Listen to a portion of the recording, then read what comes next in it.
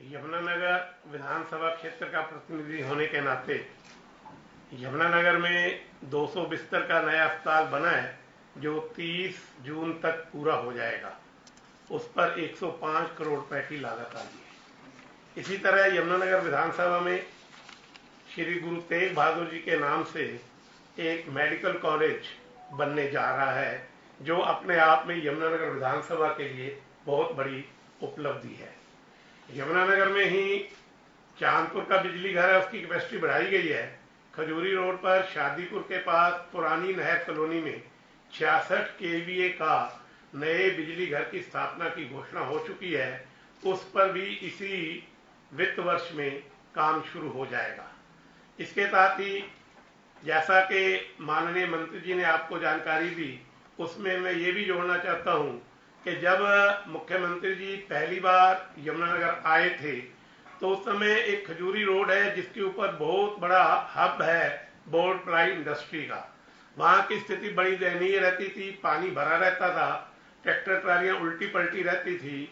उस सड़क को आरसीसी की बनाने का काम और उस पर सारा ड्रेनेज सिस्टम और आईपीएस बनाकर उस सारे गंदे पानी को एसटीपी में ले जाने का काम की घोषणा माननीय मुख्यमंत्री जी ने की थी, उसको भी धरातल पर उतारा गया है। ठीक इसी प्रकार यमुनानगर के बीचों बीच वेस्टर्न यमुना कैनाल निकलती है।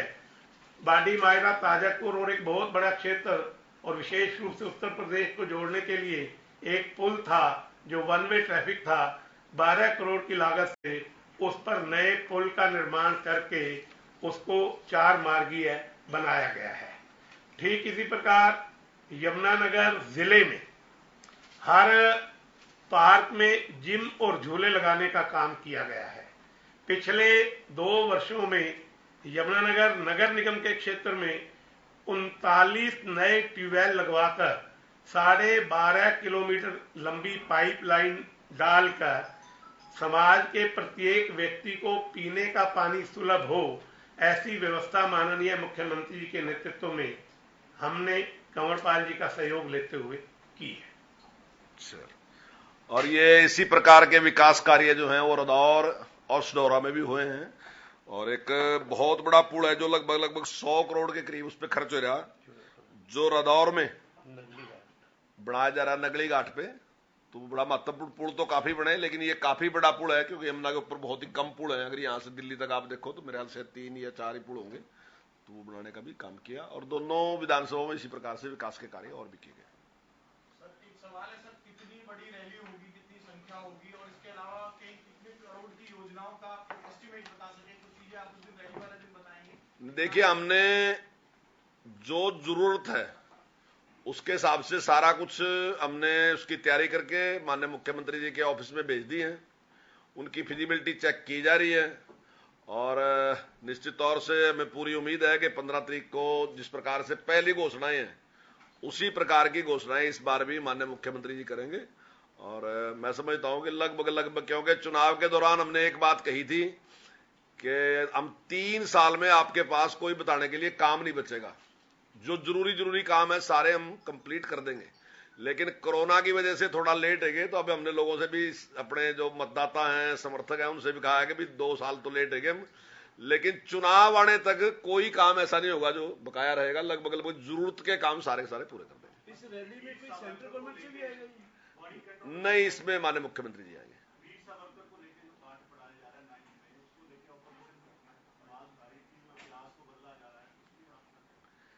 देखिए, वीर सावरकर के बारे में अभी पढ़ाया जा रहा है, ऐसा नहीं। वीर सावरकर के बारे में पहले भी पढ़ाया जा रहा था और मैं पूरा उसके पक्ष में हूं कि वीर सावरकर जी ने जो बलिदान देश के लिए दिया, जो संघर्ष देश के लिए किया, वो अपने आप में बेमिसाल है। उनकी एक फिलॉसफी है, उन्होंने अपने तरीके से काम किया। अब कुछ लोगों को लगता है कि भाई अगर जो फिलॉसफी गांधी जी की है वो ही रहनी चाहिए, तो वो उनकी सोच हो सकती है। जो देश की लड़ाई लड़ने वाले लोग थे उनकी अलग अलग थी। अगर क्रांतिकारियों की हम लें तो क्रांतिकारियों की अलग सोच थी, महात्मा गांधी जी की अलग सोच थी, वीर सावरकर जी की अलग सोच थी, लेकिन सभी महापुरुष देश की आजादी के लिए ही लड़ाई लड़ रहे थे। तो इसका मतलब कोई ये नहीं है कि कोई महापुरुष कम हो गया, सब उतने ही बड़े महापुरुष हैं, देश के लिए काम कर रहे थे। सर 9 नंबर का एक पॉइंट है जो हमें जानकारी है, कारणों में कांग्रेसी नेतृत्व की थकान और उसकी जो सत्ता लोलुपता थी उसकी वजह से ये विभाजन हुआ, ऐसा भी अब किताबों में पढ़ाया जाएगा कि कांग्रेस विभाजन के लिए जिम्मेदार है? देखिए, ये जो बात है, इतिहास जो है ना जी, इतिहास को आप शुगर कोटेड नहीं बना सकते कि आप मिट्टी मिट्टी बातें लिखेंगे, अगर कोई कड़वी है तो वो भी बात कही जा। जहां कांग्रेस को बहुत से श्रेय मिल रहे, तो वहां कुछ गलतियां भी हुई है, उन गलतियों का भी जिक्र किया ही जाएगा। वहीं अगर हम 562 रियासतों का जिक्र कर रहे हैं कि जिस कुशलता के साथ सरदार पटेल ने उनका विलय किया, वो अपने आप में बेमिसाल है। तो वो भी कांग्रेस के ही नेता थे, इसी देश के उप प्रधानमंत्री थे। लेकिन अगर देश का विभाजन स्वीकार किया गया तो वो भी एक बड़ी गलती थी, तो उसमें भी जिक्र निश्चित तौर से होगा। मैं आपको एक जानकारी देना चाहूंगा। एक रतन आर.के. नेहरू थे, और जो मेरे ख्याल से 1955 से 1958 तक चाइना में हमारे राजदूत रहे, उनकी पत्नी है राजन नेहरू। उसने एक पुस्तक लिखी, मैंने वो पढ़ी, और उसने कहा कि जब अपने राष्ट्रपति राजेंद्र प्रसाद जी चाइना में गए तो उन्होंने का खाना रखा, और वहां पे उनको जो उस टाइम माओ थे उनको बुलाया, जो वहां के चेयरमैन थे। तो डॉक्टर राजेंद्र प्रसाद जी ने बहुत सी बातें बताई कि हमारा कल्चर, हमारी संस्कृति कितनी महान है, लेकिन वो कुछ नहीं बोले, वो सिगरेट ही पीते रहे, जो उसकी किताब में लिखा। और लास्ट में उसने एक बात कही कि जब आपका कल्चर, आपकी संस्कृति इतनी महान थी तो आपने देश का विभाजन कैसे स्वीकार कर लिया। और उसने कहा, माओ ने, अगर आपकी जगह में होता तो मैं कभी भी इस विभाजन को स्वीकार नहीं करता। ये राजन नेहरू लिख रही, रतन नेहरू की पत्नी है, नेहरू जी के खानदान से ही है, तो वो लिख रही है। अगर आपने महाभारत देखा होगा तो महाभारत में जब युद्ध समाप्त हो जा, युद्ध समाप्त होने के बाद युधिष्ठिर भीष्म पितामह जी के पास जा और उससे कहें कि हमें कोई ज्ञान दो, क्योंकि अब राज हमने चलाना। तो भीष्म पितामह भी एक ही बात कहें, बात तो और भी कहें, तो ये बात उसको कहें कि कभी भी देश के विभाजन को स्वीकार ना करना, परिस्थितियां कुछ भी हो। अगर परिस्थितियां ऐसी लगती है कि हाथ से निकलने लगी तो फिर कुरुक्षेत्र में आ जियो। कुरुक्षेत्र का मतलब है चाहे भले ही युद्ध ही करना पड़ जा, लेकिन विभाजन स्वीकार किसी भी कीमत पे नहीं होना चाहिए। तो अगर विभाजन स्वीकार किया तो उसकी जिम्मेदारी उस टाइम के जो शासक है उनकी है, तो वो जिम्मेदारी से वो भाग नहीं सकते। वही बात इतिहास में लिखी गई, वो सच्चाई है। इतिहास जो है वो घटी घटनाएं हैं, ना कि हमारी मर्जी से कोई लिखा जाएगा। क्या जी? हाँ जी, वहाँ दिक्कतें थी सर, तो उसमें जो भी घोषणाएं करेंगे किस तरह का काम होता है, उसके बाद जो आपने मुद्दा उठाया था विधानसभा में कि तो कुछ पैसा लगाया जाए, कुछ इंस्टीट्यूट खड़ा किया जाए यहाँ। नहीं, हमने इस बार माननीय मुख्यमंत्री जी से जो उन्होंने हमसे कामों की सूची मांगी है, हमने उनसे निवेदन किया है कि यमुनानगर जिले में एक FRI फॉरेस्ट रिसर्च इंस्टीट्यूट या कृषि वानिकी विश्वविद्यालय, एग्रो फॉरेस्ट्री यूनिवर्सिटी दी जाए, क्योंकि बोर्ड प्लाई उद्योग का हब होने के कारण यदि वहां लकड़ी की नई नई प्रजातियों की खोज की जाएगी तो वो उद्योग के लिए बहुत सहायक होगी। और इस विषय में माननीय मुख्यमंत्री जी ने वन विभाग से और हरियाणा एग्रीकल्चर यूनिवर्सिटी हिसार से जानकारियां मांगी हैं, और उन जानकारियों के आधार पर इस पर वो कोई निर्णय लेंगे। सर, अभी करनाल में कुछ बच्चे प्रदर्शन कर रहे थे और नारेबाजी कर रहे थे और कह रहे थे टीचर्स नहीं है। स्थिति क्या आपके सामने आई, क्या पता किया बच्चों को टीचर मिल पाए नहीं मिल पाए, या प्रदर्शन के पीछे किसी और का हाथ लगता है? उस स्कूल में तो टीचर मिला है, और अभी हमने जो निर्णय लिया कि हम रेजिस्ट्रेशन की जो पावर है वो हम DW और DO दोनों को देने जा रहे हैं। तो मैं समझता हूं जहां टीचर ज्यादा हैं और दूसरी जगह अगर कहीं कम है तो निश्चित तौर से वो उसकी पूर्ति कर देंगे। ये मैं मानता हूं कि टीचरों की हमारे पास कमी है, लेकिन उससे काफी लाभ मिलेगा। मंत्री जी, ये जो बुक्स जो आप लोग देते हैं, शिक्षा विभाग देता है, वो ज्यादातर स्कूलों में क्या पहुंच गई है? टैबलेट कितने बांट दिए गए? और तीसरा सवाल मेरा ये है कि गर्मियों की छुट्टियों के लिए जो ऑनलाइन क्लासेस आपने करी है वो किस तरह से रही, क्या उसका खाता है? देखिए, पुस्तकें जो पहली से तीसरी क्लास की हैं वो हमारी सारी पुस्तकें पहुंच गई हैं, और 4वीं से 8वीं तक की जो पुस्तकें हैं उसके लिए हमने मीटिंग बुला ली। जो भी पुस्तक छापने वाले लोग हैं उनके साथ मीटिंग कर ली और जुलाई तक हमें पूरी उम्मीद है कि ये सारा का सारा हम कार्य पूरा कर लेंगे और जैसे ही पुस्तकें छपती रहेंगी उसी प्रकार से वो उनकी डिलीवरी शुरू हो जाएगी। टैबलेट एग्जैक्ट जो हैं वो 3 लाख से ज्यादा हैं कुछ एग्जैक्ट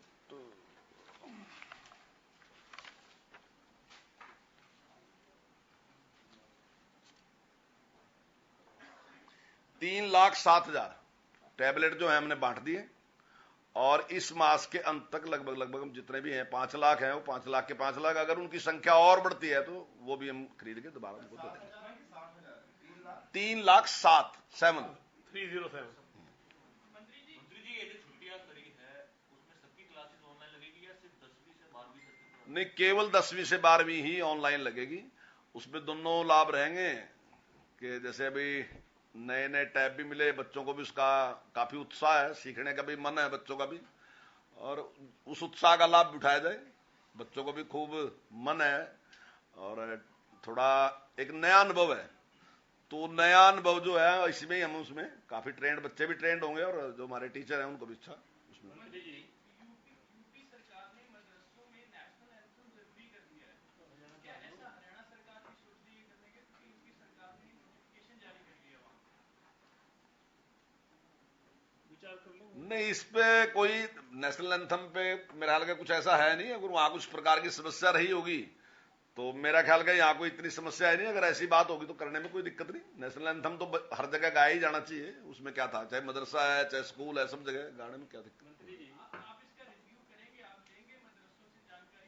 मैं अभी इसके बारे में पता कर लूंगा, अगर कोई ऐसी बात है तो कर देंगे इसको। कोई मैं नहीं समझता इसमें कोई, किसी को भी कोई एतराज नहीं हो सकता, सब लोग इसके पक्ष में ही है। मैं तो जहां तक मेरी जानकारी है तो हमारे यहाँ तो मदरसों में 15 अगस्त मनाया जाता है और सारी जगह कार्यक्रम होते हैं, ऐसी कोई समस्या यहाँ है नहीं। 5 साल प्रोफेसर रामविलास शर्मा और 3 लगभग 2.5 साल आप हो गए, 7 साल हो गए। इस 7 साल में स्कूलों में कितने टीचर भर्ती हो पाए?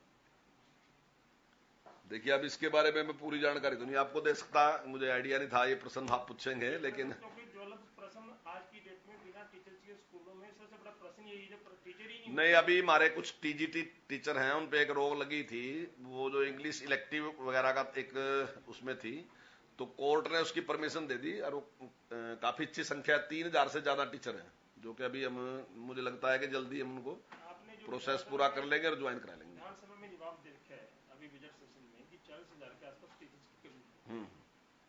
जब हमारे पास जो स्कूल हैं 40,000 टीचर्स की कमी का आप महत्व समझते हैं बहुत, क्योंकि आप बहुत और अलग टाइप के मंत्री हैं, बहुत प्रेजेंस ऑफ माइंड आपका आंसर ठीक रहता है। बिना टीचर्स के हम शिक्षा क्या दे पाएंगे? हम शिक्षा नीति की बात करें 2025 में लागू कर देंगे बिना टीचर्स के।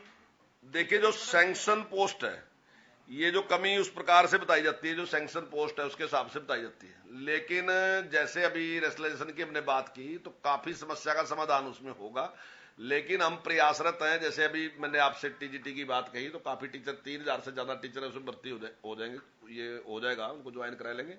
और भी कुछ ऐसे टीचर हैं जिनको ज्वाइन कराने लग रहे हैं, लेकिन फिर भी मैं आपकी बात से सहमत हूं कि टीचर फिर भी हमारे पास कम है। हम प्रयासरत हैं, जल्दी हमें जैसे ही मंजूरी मिलेगी तो हम जल्दी टीचरों की भर्ती कर लेंगे। नहीं, देखिए, वो तो एफडी से भी मंजूरी मिलती है, वहां से भी एक बात होती है। क्योंकि मैं भी इसमें विषय में बहुत सालों से कवर कर रहा हूँ।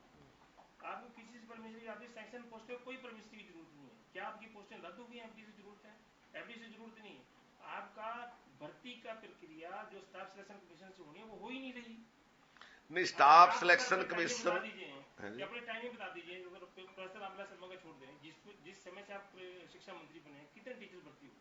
नहीं, एग्जैक्ट मैं आपको नहीं भी बता सकता कि कितने भर्ती है। अगर मुझे पहले पता होता तो मैं फिर वो डाटा लेके आपको कितने टीचर्स की कमी है? चलो ये बताओ। नहीं, कमी है। मैंने इस बात को विधानसभा में भी स्वीकार किया था कि लगभग 34,000 के करीब जो थे टीचरों की कमी हमारे पास थी, लेकिन उसमें हम कुछ भर्ती जो है, ये जो कोर्ट ने रोक रखी थी, जैसे ही वो होगी कुछ की पूर्ति कर लेंगे, लेकिन जल्दी हम टीचरों की कमी को पूरा कर लेंगे। इसमें आप हमें कोई समयबद्ध कर सकते हैं कि 1 साल में इतने टीचर्स भर्ती हो जाएंगे, 2 साल में हो जाएंगे, 3 साल में हो जाएंगे? जैसे भर्ती शिक्षक बोर्ड एक अलग से बनाया गया था, वो केवल इसलिए बनाया गया स्टाफ सिलेक्शन कमीशन भर्ती नहीं कर सकते। ये बिल्कुल सही बात है, मैंने वहां भी विश्वास दिलाया था दोबारा बनाया जाएगा कि इस 1 साल के अंदर अंदर हम लगभग टीचरों की जो कमी है वो पूरी कर लेंगे। 1 साल के अंदर अंदर हम टीचरों की जो कमी है वो पूरी कर देंगे। कमी का मतलब हम भर्ती कर लेंगे? हाँ, भर्ती करेंगे। 1 साल में टीचर्स भर्ती? हाँ, बिल्कुल बिल्कुल। 34,000 लिखे हैं या 30,000? 34। अब देखिए जो आंकड़ा है वो 34 का है, 34,000 जो कमी है वो 34 की है। तो आज हम ये खबर लीजिए 34,000 टीचर 1 साल में भर्ती कर लेंगे? हाँ, नहीं, वो टीचरों की कमी पूरी कर लेंगे। होगी ना पूरे। देखिए रेसलेशन करने से शायद कुछ उसमें अंतर आ जाए आंकड़े में, जो अभी आंकड़ा है वो 34,000 का है। रैशनलाइजेशन में कुछ थोड़ा फर्क पड़ सकता है। 5,000 का पड़ जाएगा। हाँ, बस ठीक है। 5 काट 29,000 लिख टीचर भर्ती नहीं होगी। ठीक है, आपकी बात कर देंगे। सर, एक विधायक हैं बलराज कुंडू, वो कह रहे हैं कि विश्वविद्यालयों को सरकार कर्ज देकर के नीलामी के कगार पर लेके जा रही है और सरकार का मकसद है कि विश्वविद्यालय कर्जे में आ जाए और इनको नीलाम करना। स्थिति क्या है? नहीं, देखिए सरकार की सोच है कि जो विश्वविद्यालय है वो स्वायत्त संस्था है और वो आर्थिक रूप से भी स्वायत्त बननी चाहिए। दुनिया में जो विश्वविद्यालय हैं वो जो उनमें